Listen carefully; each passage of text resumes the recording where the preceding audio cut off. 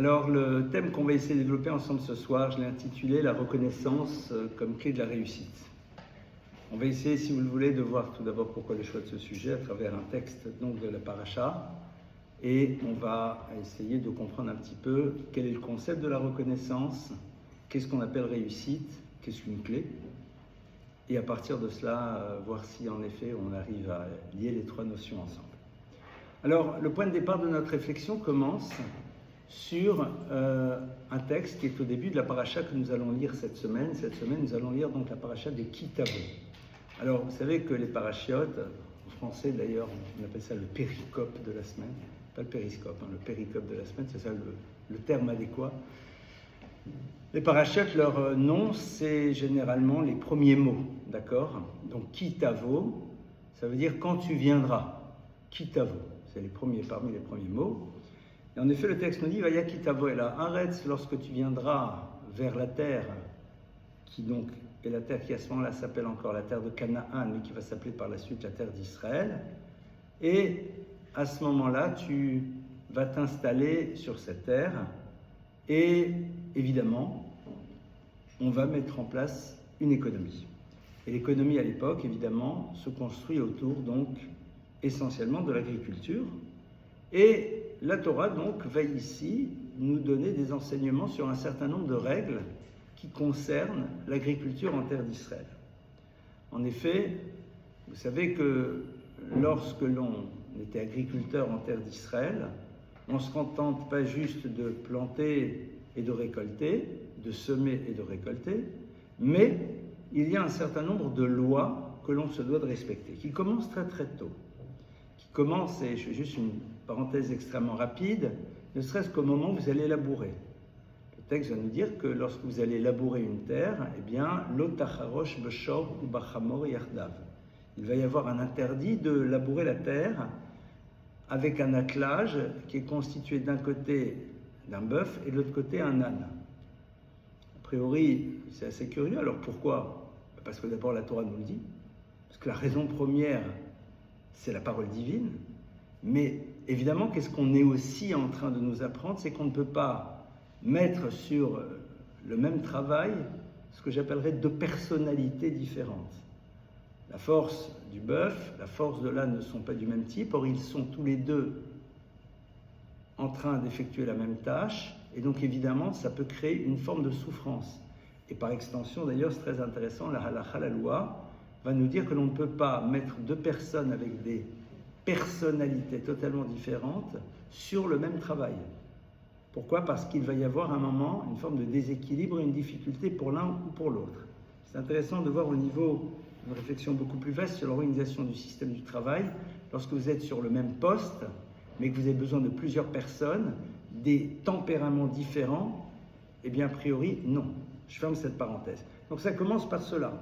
Je ne vais pas rentrer dans les détails de toutes les autres lois, parce qu'il y en a beaucoup.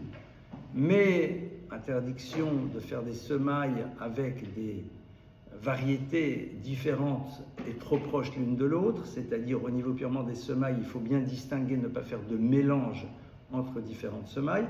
Et puis, on va voir donc des lois particulières lorsqu'il s'agira donc de planter des arbres fruitiers. À propos des arbres fruitiers, la Torah va nous dire en premier lieu que pendant les 3 premières années après leur plantation, on ne peut consommer de leurs fruits, d'aucune manière. La 4e année, on va pouvoir consommer des fruits, mais on ne les consommera qu'à Jérusalem. Et c'est seulement à partir de la 5e année que l'on pourra consommer des fruits de manière classique. D'accord? Maintenant, il va y avoir une autre loi, et c'est de cette loi dont on va parler, qui est au début de la paracha, qui est donc celle que l'on appelle les bikurim. Bikurim vient de la racine bechor, qui veut dire premier. Bechor, bechora, premier-né au masculin ou au féminin. Bikurim, ce sont donc les premières choses qui apparaissent, et en effet, le texte va nous dire que lorsque tu plantes donc des arbres, tu vas repérer, donc à partir du moment où tu peux en consommer, les fruits qui vont commencer à mûrir en tout premier. Ces fruits-là, tu vas les isoler en les repérant et en accrochant un petit fil rouge pour te rappeler que c'était les premiers qui avaient commencé à mûrir. Et lorsque la récolte est arrivée à maturité, tu récupères ces fruits et tu les amènes à Jérusalem, au temple, dans une démarche d'offrande. Et le texte du Talmud, de la Mishnah, va nous faire une description extrêmement précise de tout le processus qui était présent au moment où on amenait donc ces bikurim de toute la terre d'Israël. Il y avait quelque chose d'assez incroyable. On avait comme ça une forme d'affluence d'individus qui arrivaient avec des paniers très décorés pour amener donc ces premiers fruits à Jérusalem. Et le texte donc de la Torah nous dit que lorsque l'on arrive à Jérusalem et que l'on amène donc ces bikurim au temple, on va donc les présenter devant le Kohen, devant le prêtre, et au moment où on les lui présente, le texte donc qu'on va lire cette semaine nous dit qu'on va dire un certain nombre de choses. Qu'est-ce qu'on va dire? On va raconter la saga du peuple juif depuis le moment de Jacob jusqu'au moment où nous sommes ici en train d'amener ces prémices de nos récoltes, de nos fruits, de nos vergers au temple. On commence et on raconte qu'en effet, au tout début de l'histoire du peuple d'Israël, puisqu'elle commence avec Yaakov, Jacob et ses 12 enfants, eh bien il y a un individu qui s'appelle Lavan, qui est le beau-père de Yaakov, qui veut en effet déjà le déstabiliser et faire en telle sorte que l'épopée du peuple d'Israël ne puisse pas se mettre en place. Alors il a une stratégie très intelligente, c'est qu'il demande à Yaakov de faire en telle sorte que ses enfants restent à proximité immédiate parce qu'il veut les imbiber de ce qu'on appellerait aujourd'hui de ses valeurs. Yaakov s'en va, comprend qu'il y a un danger ici majeur, il se lève et il part. Et donc l'histoire, on continue, et suite à cela, il y a l'histoire de l'exil d'Égypte, on sort d'Égypte, on passe par le désert, et maintenant, nous arrivons en terre d'Israël, et voici, dit la personne, que j'amène donc les fruits de cette terre que tu nous as donnés devant toi, créateur de l'univers. Très bien. Alors, une question qui se pose, c'est que, est-ce qu'on a vraiment besoin de raconter cette histoire? Parce que c'est chacun qui va la dire. Mais au fond, celui qui la raconte la connaît, celui qui l'écoute la connaît déjà. Alors c'est que par politesse, généralement, on va raconter une histoire, et les gens la connaissent, on fait semblant de ne pas la connaître. Mais là, c'est un marché de dupes. Bien sûr que je suis au courant de Lavan, je suis au courant de l'exil d'Égypte, enfin ça va. Et puis, ça fait des années que je l'entends. Et puis, tu vas me le dire, mais ton copain qui va amener les siens va me le raconter à nouveau, quoi. C'est-à-dire, donc on est... Donc, qu'est-ce qui se passe? Et le texte nous dit, en effet, Higadeti hayom, je le raconte aujourd'hui, c'est-à-dire, je dis à voix haute cette histoire. Le Hagid dit, le texte du Talmud, She'encha kafui toba, pour montrer que tu ne fais pas preuve d'ingratitude et que tu exprimes donc de la notion de reconnaissance. Donc on a ici un texte qui est en train de nous dire que lorsque l'on amène les prémices des fruits de la terre d'Israël au temple, on va devoir à ce moment-là exprimer de la reconnaissance, non pas juste sur la récolte que l'on amène, mais sur toute l'histoire qui nous a permis de nous retrouver aujourd'hui dans cette position. Non pas mon histoire, ni celle de mes parents, ni celle de mes grands-parents, mais de mes ancêtres. On remonte donc à beaucoup de générations jusqu'à Jacob. Mais je mêle cela à ce que je suis en train d'amener. C'est-à-dire que la notion de reconnaissance, quand la Torah en parle, elle ne s'exprime pas juste par rapport à une réalité que je vis, mais par rapport à toute la réalité qui m'a permis d'être. Et on les lit. Dire merci Dieu de m'avoir permis d'avoir ces fruits, je l'entends. Et même sur ça, on va peut-être y réfléchir. Mais toute l'histoire précédente, pourquoi la raconter? On a déjà ici un point d'entrée fondamental sur cette notion de reconnaissance. C'est que pour la Torah, la notion de reconnaissance, c'est être capable de se poser et d'examiner l'histoire qui est la nôtre et de découvrir ô combien elle est extraordinaire, et s'arrêter sur des événements qui sont à la source de ma propre réalité, même si je n'en ai pas fait moi-même l'expérience. La plupart du temps, la reconnaissance, nous l'avons par rapport à quelque chose dont je tire moi-même immédiatement profit. Et trop souvent, cette reconnaissance n'est pas l'expression de ce que je ressens, mais bien plus soit une règle sociale, ou alors une nécessité pour que je puisse par la suite avoir à nouveau ce dont j'ai besoin. C'est-à-dire très tôt, on va réaliser que l'absence de reconnaissance pourrait m'amener à ne plus recevoir ce que je désire ou ce dont j'ai besoin. C'est pour ça que lorsque je n'ai pas peur de manquer, il y a de fortes chances que la notion de reconnaissance ne soit pas trop présente à l'intérieur de moi. La question est de savoir pourquoi la Torah nous en parle ici. Pourquoi c'est à ce moment-là qu'on nous parle de reconnaissance? Et si vous le voulez bien, on va, pour mieux comprendre ça, repartir un peu en arrière. On va repartir en arrière dans un texte dans lequel, a priori, on ne voit pas très bien pourquoi cette notion serait présente. Ce texte, c'est l'histoire de la tour de Babel. Alors rappelons les faits. La tour de Babel, c'est quoi? C'est la génération post-déluge. D'accord? Donc je rappelle un peu l'histoire. On a le déluge, Noé, qui survit au déluge avec ses enfants. Suite à ça, l'humanité se remet en place. Et puis à un moment, cette humanité qui se développe va décider de créer cette fameuse tour pour aller littéralement lutter contre Dieu. Lutter contre Dieu, ce n'est pas l'éliminer, mais c'est lui laisser la place que l'on désire, nous, pour lui. On veut bien de toi, mais c'est nous qui fixons ta place.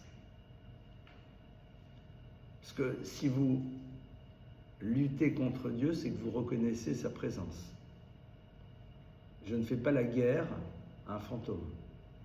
Donc, de facto, si à un moment on a cette confrontation au divin, c'est qu'il y a une reconnaissance du divin, c'est-à-dire une acceptation de sa présence, mais cette tour est là pour dire, nous allons là pour pouvoir te demander de rester là où tu te trouves, et nous ne voulons pas réaliser que, au fond, notre existence dépend de toi. En deux mots, Dieu est mort. Il est toujours là, mais il a créé l'univers et ça va s'arrêter là. Les maîtres du Zohar, les maîtres de la Kabbale vont nous expliquer, parce que dans l'histoire de la tour de Babel, il y a des détails qui sont assez curieux.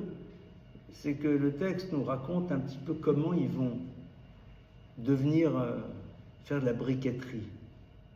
Il raconte comment ils vont chauffer les briques, comment ils vont faire les briques pour monter cette tour alors qu'elle est mise. Ok, ils ont fait une tour, super. Comment, de quelle manière, d'où ils ont récupéré les briques, c'est leur histoire. Les maîtres du Zohar vont nous expliquer beaucoup de choses, évidemment, mais un des éléments qu'ils nous expliquent, c'est que ces briques symbolisent aussi le rapport à la connaissance et au savoir.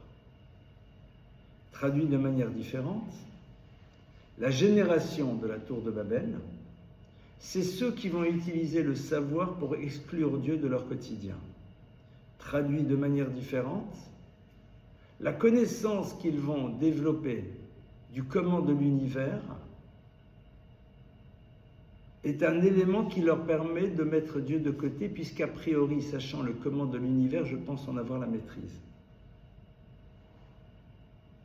Le pourquoi, ils ne le sauront jamais, mais le comment, ils le savent. Si je disais avec des mots différents, c'est la connaissance scientifique qui permet à l'homme de mettre Dieu de côté, parce qu'ayant la compréhension des phénomènes qui régissent l'univers, il pense qu'il en a la maîtrise. Ok ?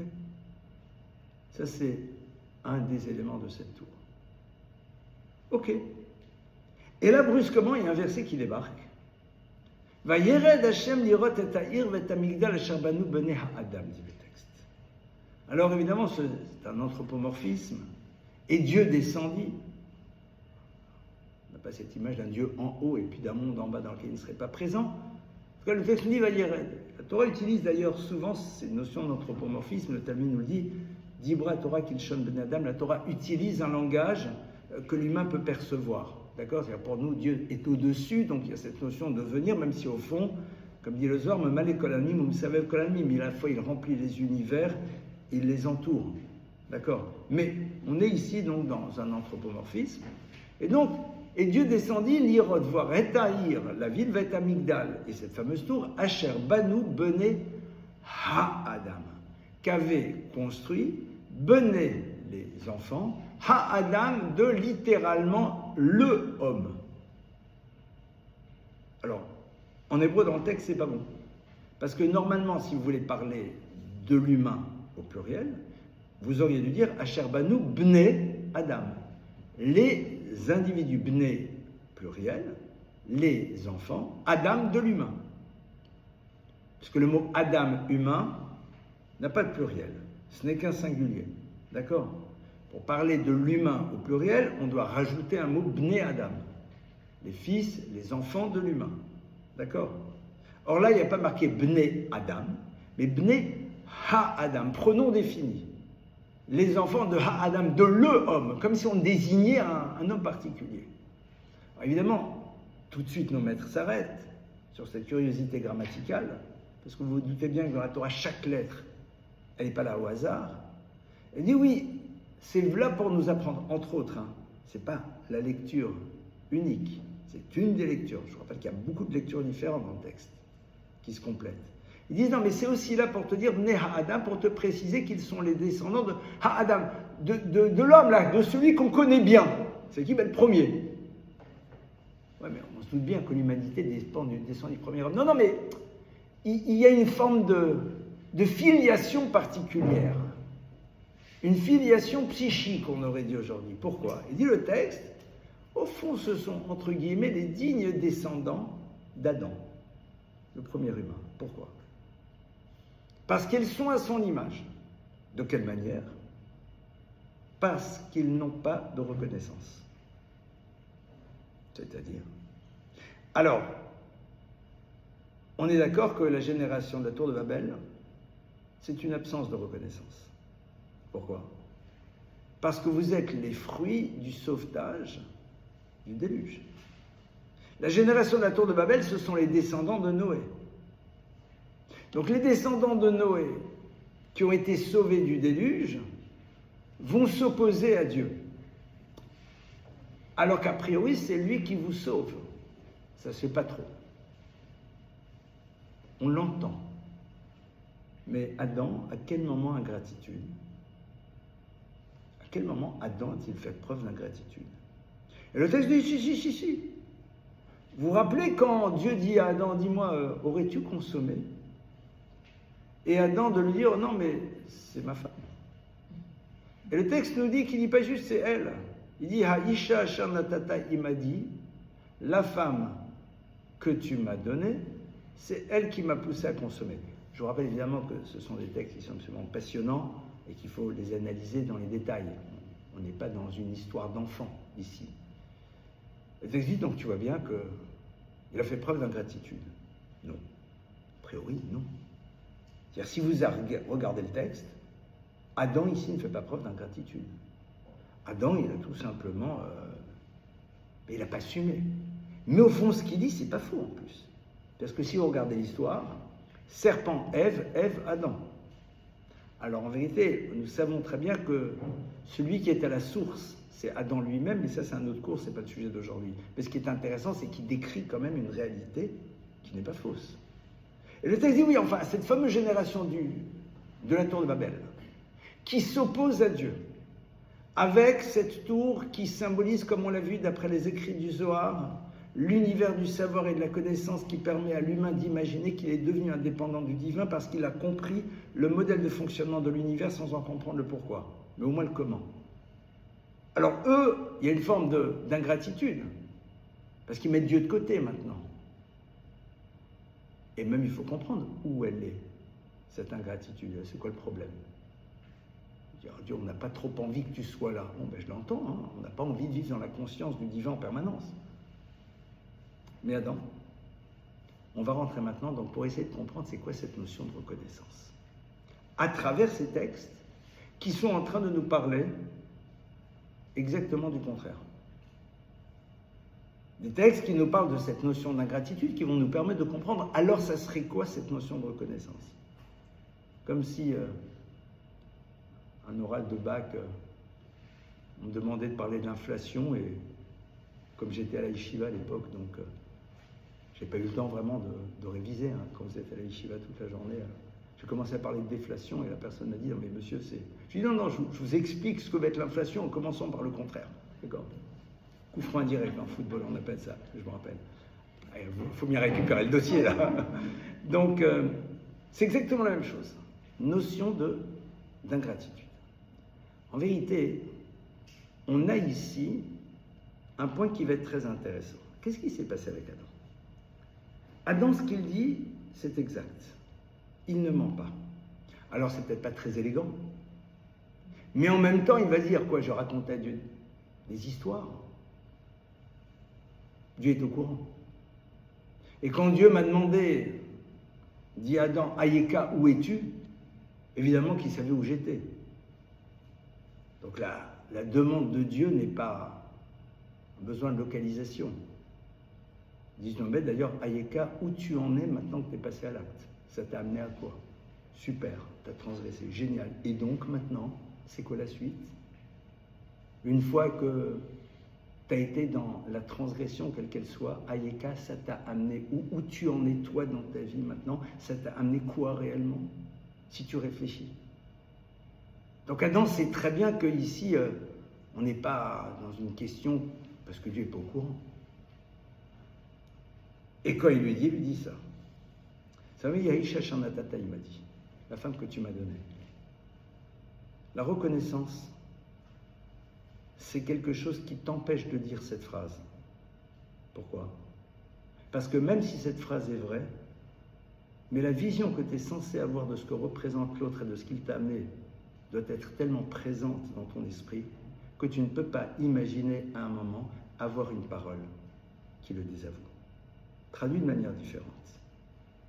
Rappelons que l'émergence du féminin sous la forme d'une femme, puisque là, le féminin est déjà présent dans l'histoire, mais maintenant c'est la femme, l'épouse, arrive parce que Adam se rend bien compte qu'il y a quelque chose de totalement inaccompli à l'intérieur de lui. Adam ressent qu'il y a quelque chose qu'il ne pourra pas réaliser, il y a quelque chose qui ne peut pas exister s'il n'y a pas face à lui cette femme qui va maintenant véritablement lui permettre de comprendre c'est quoi le sens. Donc quelque part, sans elle, ton histoire n'en est pas une. D'ailleurs, le Talmud nous dit qu'un homme sans épouse, même sa Torah n'est pas une Torah. Il ne sait pas ce que c'est la joie, il ne sait pas ce que c'est la Torah. Il ne peut pas. Donc c'est-à-dire qu'au fond, si elle n'est pas là, il y a quelque chose qui n'existera jamais. Et ce qui est intéressant, c'est que si tu as conscience de ce que l'autre t'apporte, à ce moment-là, ça crée pour toi une impossibilité de dire cette phrase. C'est-à-dire que la reconnaissance en vérité, c'est pas juste dire merci. C'est savoir de quoi je m'imprègne dans le monde de la relation. Et quel est l'impact que je désire vivre, si je peux m'exprimer ainsi, à travers ce que l'autre a pu m'apporter. On va maintenant avancer un petit peu plus. Lorsque la Torah nous parle de reconnaissance, il faut absolument mettre de côté l'idée du principe social.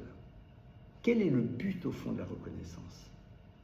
Parce que, regardez, pourquoi j'ai besoin qu'on me dise merci ? Alors oui, dans une relation entre deux individus, le merci, c'est... Mais pourquoi j'en ai besoin réellement ? Si, au plus profond de moi-même, je suis convaincu que je me dois de faire telle et telle chose de positif vis-à-vis de quelqu'un, je l'ai fait, je suis content, je suis heureux. Donc en vérité, la reconnaissance, elle nous est beaucoup plus nécessaire parce qu'elle permet de rassurer l'individu dans un monde dans lequel la conscience d'avoir fait ce qu'il devait faire ne le nourrit pas suffisamment. Mais à la base, quand une mère donne à manger à son enfant, elle n'a pas besoin que l'enfant dise merci maman, surtout s'il a 2 mois. Pourquoi? Parce que ce sentiment de remplir le rôle qui doit être le sien est censé la nourrir profondément. Alors à quoi sert la reconnaissance? La reconnaissance, elle n'est pas pour celui qui la reçoit, elle est pour celui qui l'exprime. C'est-à-dire que lorsque je suis face à l'autre et que cet autre m'apporte quelque chose, j'ai besoin d'inscrire à l'intérieur de moi un sentiment, et ce sentiment, il va être de quel type? Et à quoi il sert? Ce sentiment va me servir à ressentir profondément en quoi l'autre a été source de bien-être et n'avoir que cette image de l'autre face à moi. C'est ça qui m'intéresse.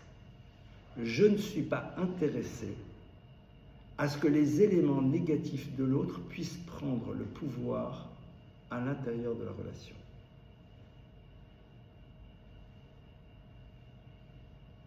Et ça, c'est en effet ce qui va se passer avec Adam.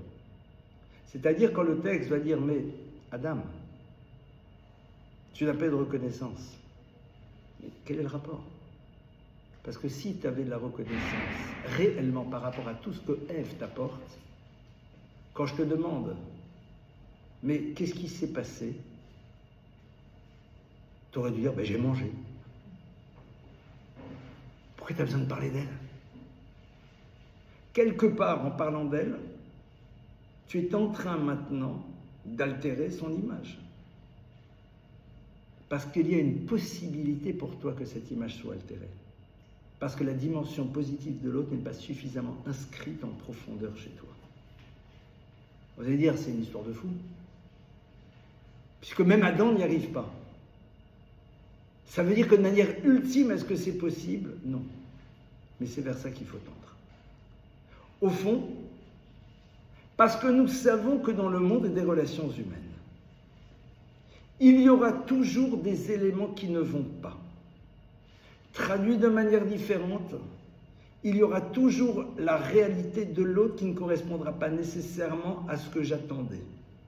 Parce que malheureusement, même si l'autre est dans une forme de perfection, c'est-à-dire dans une absence de dimension négative, c'est généralement pas suffisant. Parce que ce que l'on attend de l'autre, c'est qu'il corresponde exactement à ce qu'on voudrait qu'il soit, et même si ce qu'il est n'a rien de négatif, dans la mesure où ce n'est pas pleinement ce que l'on voudrait, on ressent une difficulté par rapport à cela. Réfléchissez. Prenez le temps de réfléchir. Vous allez réaliser que très souvent, quelqu'un peut ne pas agir négativement, mais malgré tout, il y a un problème relationnel. Pourquoi? Parce qu'il n'est pas ce qu'on voudrait qu'il soit. Il n'a rien fait de négatif. Mais même son positif n'est pas celui que tu aurais voulu. Et donc, à partir de cela, la Torah est en train de me dire la chose suivante. La Torah est en train de me dire que parce que c'est la réalité de l'humain, parce que l'être humain fonctionne de cette manière, alors c'est la raison pour laquelle ton travail à toi, ça doit être quoi? Et on va revenir à nos bikurim. Les bikurim, c'est quoi? C'est se dire, mais est-ce que quand je pense à ces fruits que j'amène au temple, à quoi? Qu'est-ce que j'ai en tête? J'ai en tête toutes les dimensions extraordinaires de mon histoire. Que, au fond, Dieu a été présent et qu'il m'a aidé à être ici aujourd'hui. C'est à ça que je pense. La notion de la reconnaissance, c'est quand on te parle de quelqu'un Quand tu vois la personne, qu'est-ce qui te remonte? Qu'est-ce que tu as en tête à ce moment-là? Alors pourquoi on parle de réussite? Quel rapport y a-t-il entre cette notion-là et la réussite? On va d'abord s'arrêter sur la notion de réussite. Le terme de réussite, vous savez, en hébreu, je ne sais pas trop s'il existe. Parce que, on va dire d'une personne qui a réussi, c'est quelqu'un qui est matzliach. Mais la hatzlacha, c'est un terme qui nous renvoie à une dynamique et un mouvement. Alors que la plupart du temps, les gens voient la réussite comme étant une forme d'aboutissement.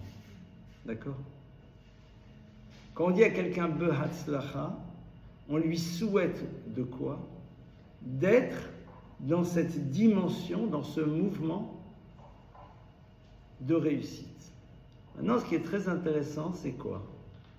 C'est de voir que le mot hatzlacha, donc la racine c'est le hatzliach, tzadé, la maîtresse, d'accord? Si vous regardez les lettres de ce mot, quel autre mot vous pouvez faire?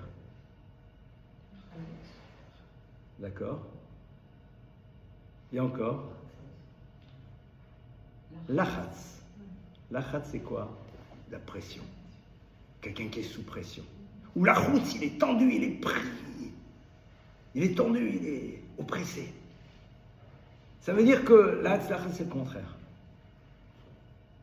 Si la hatzlacha, c'est atteindre quelque chose,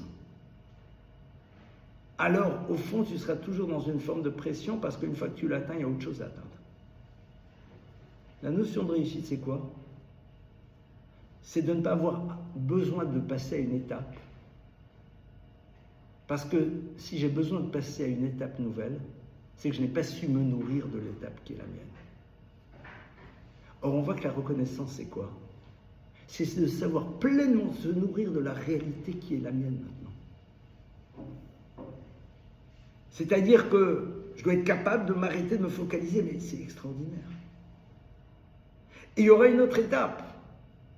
Mais l'étape dans laquelle je suis n'est pas une étape.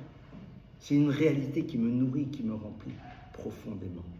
Vous constaterez que les gens stressés, les gens qui sont sous pression, sont des personnes qui n'arrivent pas à voir dans la réalité de l'instant déjà quelque chose qui les nourrit profondément. Ils ont besoin de se retrouver dans une étape suivante et donc quelque part n'arriveront jamais à se sentir bien. Mais pourquoi?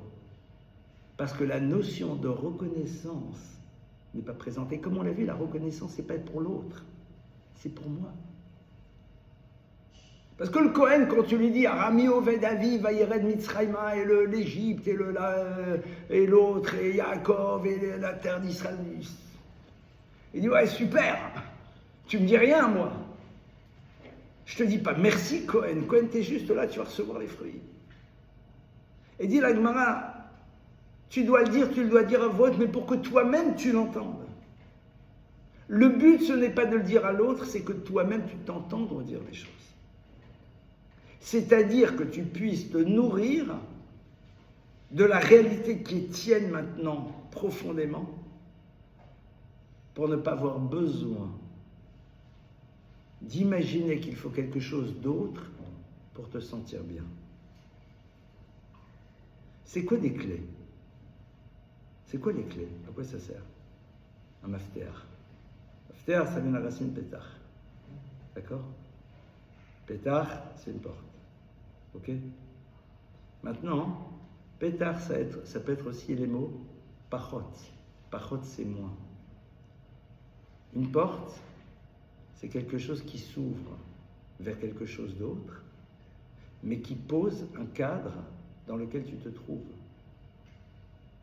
Soit tu considères que là où tu es, il y a un manque, péret, et donc tu as envie d'ouvrir la porte. Ou alors au contraire, la porte est là pour te dire, mais déjà là, c'est extraordinaire. Puis à un moment, il y a une porte qui s'ouvrira, donc il y aura une autre histoire. Mais déjà là, c'est extraordinaire. Vous voyez ce qui se joue? Donc les clés de la réussite, c'est justement de savoir que La notion du lachatz, la notion de pression, elle est liée au fait que c'est pas pétard, mais c'est péchet. Tu vois pachot, tu vois moins, c'est-à-dire tu vois qu'il manque quelque chose. Pris toutes. Et donc, évidemment, à ce moment-là, tu vas te retrouver dans une nécessité d'ouvrir cette porte pour aller vers autre chose. Adam Arishon dit le texte, mais si c'est arrêté un instant, il dit, mais attends, mais j'ai Chava, mais c'est incroyable. C'est incroyable. Et que c'est ça pour lui, Chava, et ce n'est que ça. Au moment où Dieu lui dit, mais qu'est-ce qui s'est passé? J'ai mangé. D'ailleurs, c'est intéressant parce que Dieu ne lui dit pas, au fait, peux-tu me raconter le scénario, que s'est-il passé, etc. Parce que si c'est comme ça, ben parle aussi du serpent, monsieur Adam. Pourquoi il ne parle pas du serpent? Si tu penses que Dieu a vraiment besoin de l'enchaînement de l'histoire pour faire le film. Il dit, ben voilà, tu sais, ma femme m'a dit, que le serpent lui a dit, et puis voilà. Non, non. Le texte dit, voilà. La génération du déluge vous aide dans quoi? Dans l'absence de reconnaissance. Pourquoi? Parce qu'en vérité, qu'est-ce qui s'est passé pour eux? Cette génération du déluge, elle est là, elle sait qu'elle ne doit sa vie qu'au Créateur, comme on est censé le savoir, mais eux le savent de manière beaucoup plus prégnante. Parce qu'ils arrivent, ce sont les survivants, d'accord? C'est les survivants, comme dans le film, quoi, vraiment. Ils savent qu'ils sont survivants. Et donc ce sentiment-là doit les habiter tellement qu'ils ne peuvent pas voir le monde autrement qu'à travers la présence du divin. Mais je ne suis pas intéressé. Parce que vivre dans cette conscience du divin de manière constante m'amène à appréhender ma relation au monde de manière différente. Quand tu décides de garder en tête exclusivement ce qu'il y a de beau chez ton conjoint, ce qu'il y a de beau et d'extraordinaire chez cette personne que tu connais, alors, évidemment, ça déterminera pour beaucoup ta manière de gérer la relation. Si c'est ça que je décide de garder en tête dans le rapport à Dieu, alors évidemment, ma relation au divin n'est plus la même. C'est pour ça que tous les matins, quand tu te lèves, qu'est-ce que tu dis? Modéani. J'exprime ma reconnaissance. Et Chezarta binishmati, tu m'as redonné la vie, mais enfin, tous les matins, on se lève, on ne se rend même pas compte qu'on se réveille. On se rend compte qu'on est vivant quand éventuellement on se prend les pieds dans le lit et qu'on a mal. Sinon, que s'est-il passé? Ben voilà, c'est normal, quoi. Tu te lèves, pas de problème, ça fonctionne de partout, la douche fonctionne, tout fonctionne, tu t'habilles, voilà, super, voilà. Quelque part, pourquoi on te dit tu dois dire? La halakha nous dit que normalement toutes les bénédictions du matin, que peut-être certaines personnes ici ont l'habitude de faire tous les jours, normalement on devrait les dire au fur et à mesure des mouvements que l'on opère. Puisque quand vous les analysez, certaines sont là pour nous faire remarquer qu'on marche, qu'on s'habille, qu'on voit, qu'on entend. Vous voyez, c'est intéressant. C'est extraordinaire, je vois, je marche, ça bouge. C'est extraordinaire. Alors, maintenant on les fait à la maison en une fois ou à la synagogue en une fois, mais c'est intéressant, pourquoi? Parce que tout simplement, ce qui m'intéresse, c'est de savoir quelle est la relation que j'ai envie d'avoir avec l'autre. Traduit de manière différente, la notion de reconnaissance, c'est avant tout le questionnement sur le type de relation que j'ai envie d'avoir avec Dieu et avec les autres. Qu'est-ce que j'ai envie d'avoir comme relation? Qu'est-ce que j'ai envie? Or, je sais très bien que pour pouvoir prendre de la distance, j'ai besoin d'éléments qui la justifient. Et je sais pertinemment que dans le monde des relations, je trouverai toujours à un moment quelque chose qui n'est pas exactement ce que j'aurais voulu, voire quelque chose qui me pose problème, ou quelque chose qui n'est pas exactement ce que j'avais envie que l'autre m'apporte. Donc, ça m'intéresse. Parce que si c'est cet élément-là qui est présent, il me permet de justifier la prise de distance, le non-investissement, voire même la rupture, voir ce que vous voulez. Donc au fond, on est toujours très intéressé de ne pas avoir cette image de l'autre, parce que sinon, quels seront les moyens que l'on pourra se donner pour pouvoir le mettre de côté? Vous constaterez d'ailleurs que quand vous avez très envie d'être en relation avec quelqu'un, vous êtes incapable de lui trouver des défauts. C'est curieux, hein? On voit ça quand le garçon est devenu fou amoureux de la fille ou le contraire, d'accord? Ok. Bon, l'amour aveugle, le mariage rendra la vue, mais d'accord. Ben, le gars, non, mais pas du tout, non. Il n'entend même pas. Non, mais tu te rends pas compte, il parle qu'il est extraordinaire, il est génial. Pourquoi? Parce que tu ne veux pas avoir un élément qui t'empêcherait de vivre ce que tu as envie de vivre. Bon, la plupart du temps, c'est pas quelque chose que tu as envie de vivre, c'est quelque chose que tu as envie de te consommer. Mais bon, c'est un deuxième problème. Mais quelque part, c'est très intéressant. C'est très intéressant, même si vous voulez partir en vacances quelque part. Parce que dans vos fantasmes d'enfants, Venise, les Galapagos, ce que vous voulez. Mais vous verrez dans la pub que des choses extraordinaires. Et ça sera ça que vous aurez en tête. Mais c'est ça de la reconnaissance, c'est-à-dire, c'est au fond tous les éléments positifs et positifs et positifs et positifs et que positifs. C'est merveilleux. Comment est-ce qu'on fait adhérer des gens à des modèles et des systèmes complètement pervertis? On fait en telle sorte qu'ils ne puissent même pas imaginer qu'il puisse y avoir quelque chose de négatif chez celui qui est censé les diriger. À partir de là, c'est réglé. Il ne peut pas entendre, parce qu'il n'est pas intéressé. Parce qu'au fond, il a envie que cette personne occupe cette place. Pourquoi je ne vais pas rentrer maintenant là-dedans? Donc, si on a envie d'être dans la dimension de réussite, il va falloir se dire, mais la notion de reconnaissance, est-ce que j'ai envie de la mettre en place dans le monde des relations humaines? Et si j'ai envie de la mettre en place, à partir de là, quelle est la première chose que je vais voir dans le monde des relations? Et c'est intéressant. Essayez d'imaginer un monde dans lequel ce qui t'intéresse, c'est de voir ce qui va. Le reste t'intéresse pas. Mais tout le monde. La vie, elle ne serait pas la même. Imaginez un couple comme ça. Imaginez une relation parent-enfant de ce type. Alors même si à un moment il y a quelque chose, mais cet élément-là ne sera pas celui qui déterminera la suite, ça sera juste quelque chose à régler. On va essayer d'imaginer quelque chose de très simple. Vous arrivez dans un pays, et dans ce pays-là, on vous donne tout ce dont vous avez besoin. Ne suivez pas mon regard. On vous donne tout. Open. Tu demandes, on te donne. Génial. Si la notion de reconnaissance, elle est chez toi,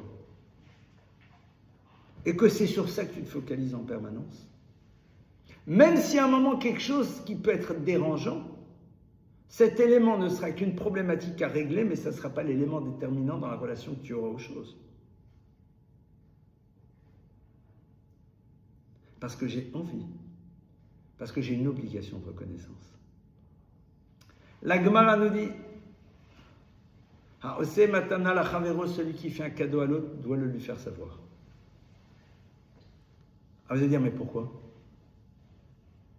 Elle dit parce que tout simplement, il faut installer le concept de reconnaissance à l'intérieur d'un système. C'est quelque chose qui se construit. Et la Gemara te donne l'exemple suivant et Rachid l'explique. Elle dit, voilà, tu as un enfant, il est dehors, il a faim, tu lui donnes quelque chose à manger. Généralement, les enfants n'ont pas trop cette notion de reconnaissance. Ce qui est normal, il est enfant. L'absence de reconnaissance révèle que tu es toujours au stade de l'enfance, au passage. Si tu es un adulte, regarde où tu en es dans ta reconnaissance. Moi, dire un enfant, c'est pas dire merci. Ok. Il y a des gens, ils ont 40 ans, grâce à Dieu, ils ont toujours 10 ans. Alors, et le test, c'est pas dehors, hein, c'est à la maison. Parce que la reconnaissance à la maison est le révélateur du désir que tu as justement d'avoir une belle relation. Parce que tu sais que ça ne sera pas tous les jours parfait à 100%. Un jour, il n'y aura peut-être pas assez de mozzarella dans les tomates, quoi. Il y a des gens, ils ne s'en rendent même pas compte. Pourquoi? Parce que même s'ils le voient, ça n'occupe pas de place. Alors, qu'est-ce que tu fais, dit l'Agmara? Tu donnes à cet enfant un petit objet, quelconque. Pourquoi? Parce que cet enfant va rentrer à la maison. Il y a de fortes chances qu'il fonctionne, pardonnez-moi messieurs, mais je nous prends comme exemple, comme beaucoup d'hommes qui oublient de dire. D'accord? Souvent les hommes, ils sont là, ils disent pas. Ah, pourquoi tu m'as dit? Ah, c'est vrai, t'as raison, j'aurais dû dire. Ok. Alors comme il ne va pas dire, donc comment les parents sauront que monsieur X a donné à cet enfant un morceau de gâteau? Ils ne pourront pas le savoir. C'est pas grave. C'est pas grave. Alors très bien, j'ai donné à l'enfant un morceau de gâteau. Je pense pas qu'il va le raconter à ses parents. Tout va bien. Alors on va dire non, pas du tout, pas du tout. Il faut absolument que les parents le sachent. Bien sûr, si tu sais que les parents auront très honte que tu aies donné à leur enfant quelque chose, là non, évidemment. Mais tu dois donner à cet enfant un petit objet. L'objet, évidemment, n'est pas consommable. L'enfant rentre à la maison. La maman va voir l'objet, va dire à cet enfant, mais qui t'a donné ça? Il va dire, ah ça, c'est monsieur machin. Ah oui, tu sais, il m'a même donné un morceau de gâteau. Et dit l'Agmara, dit Rashi, au mitorkar, et à partir de cela, yedou aviv ve'imo she'u ohavam. Les parents de cet enfant sauront que cet homme les aime. Pourquoi? On ne sait pas. Et se développera la notion d'affection et d'amitié proche dans le peuple juif. La Torah, elle te dit la chose suivante. La proximité, l'affection, chiba vereut, c'est des mots très forts que Rashi utilise. Chiba chavivi, chavivi c'est mon chéri, pas dans le sens romantique. Tu m'es cher, tu es chaviv, quelque chose qui est chaviv, c'est quelque chose qui a de la valeur, qui m'est cher, d'accord? Quelque chose que je chéris dans le sens premier du terme. Réout, réa, c'est l'ami, mais l'ami, le vrai. Même pas celui de Maupassant, l'ami.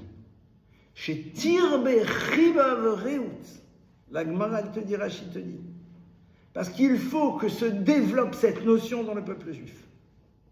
Et je vous rappelle que quand on parle du peuple juif, c'est-à-dire on parle de ce peuple qui est là pour pouvoir inspirer l'humanité dans laquelle il se trouve à travers la vision du monde que la Torah lui propose. Ça veut dire qu'on veut, on est intéressé, ça m'intéresse, qu'il y ait cette notion d'affection profonde et de proximité, d'amitié à l'intérieur du peuple juif entre tous les membres. Comment je fais? Dit la Gemara, je développe la notion de reconnaissance. C'est-à-dire, je fais en telle sorte que ces gens sachent que j'ai voulu apporter à leur enfant. Et ils vont donc voir en moi quelqu'un qui a voulu apporter. Donc on rajoute un élément positif qui permettra de resserrer la relation.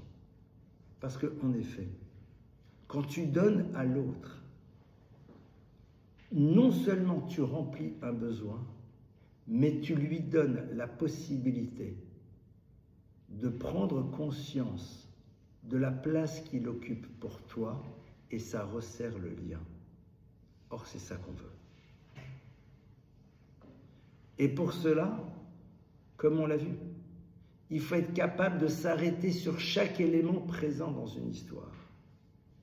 Comme on a vu, la notion du pétard, la notion de la réussite.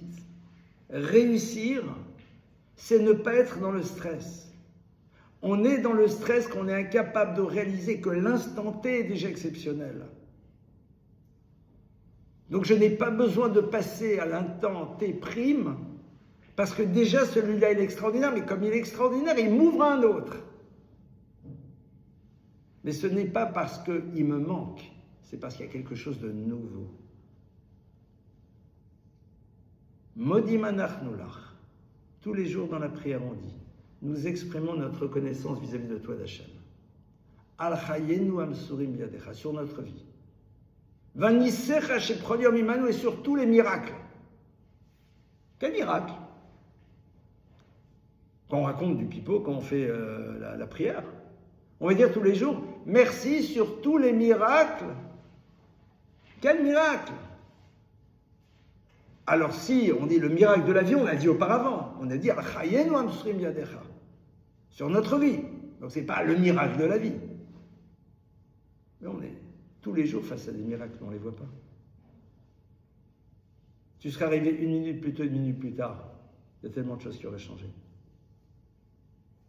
Des rencontres qui, grâce à Dieu, ne se font pas.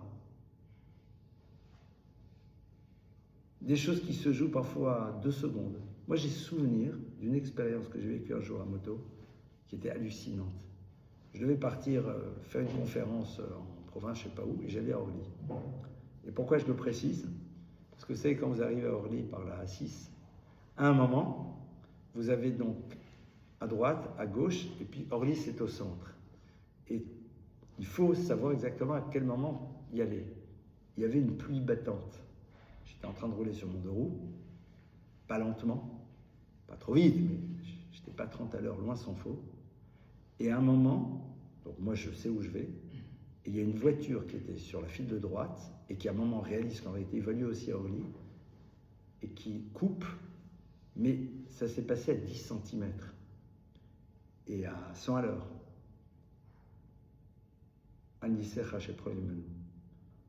J'aurais accéléré un tout petit peu plus, logiquement parlant, on se disait bonjour. Alors, c'est des moments dans lesquels tu te rends compte qu'il y a des choses qui se jouent à rien. C'est quoi? C'est être capable de se dire tous les jours j'ai des nissim. Et donc, avoir un autre regard.